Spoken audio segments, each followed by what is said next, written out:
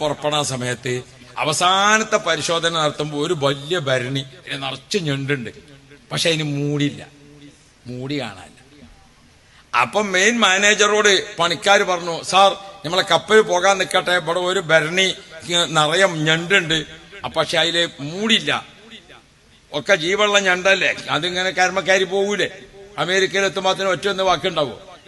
അപ്പൊ അത് പോയി പറഞ്ഞപ്പോ മാനേജർ ചോദിച്ചു, അതിന്റെ സ്റ്റിക്കറുമ്പോ നോക്കി തമിഴ്നാടിന്റെതാണോ കർണാടകത്തിന്റെതാണോ കേരളത്തിന്റെതാണോ ഏതാ നോക്കിയെന്നാണ്. അപ്പൊ പണിക്കാർ പോയി പറഞ്ഞു അത് കേരളത്തിലെ ഞണ്ടാണ്. എന്നാ മൂടി വേണ്ട, അത് അങ്ങനെ നോട്ടെ. അപ്പൊ അത് എന്തേന്ന് ചോദിച്ചു. അത് ഒരു നെണ്ട് ഇങ്ങനെ മേലോട്ട് വരുമ്പോ മറ്റേ കീപ്പോട്ട് പിടിച്ച് വലിച്ചു. അതുകൊണ്ട് ആരും പൊന്താനാക്കൂല കേരളക്കാരാണ്. അപ്പൊ അതുകൊണ്ട് ഒറ്റ ഞണ്ടും പുറത്തു പോകൂല.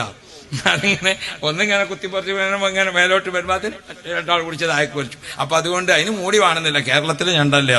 അതാണ് നമുക്കുള്ള ഒരു സ്വഭാവം. പടച്ചോൻ നമ്മളെ നന്നാക്കി തരട്ടെ.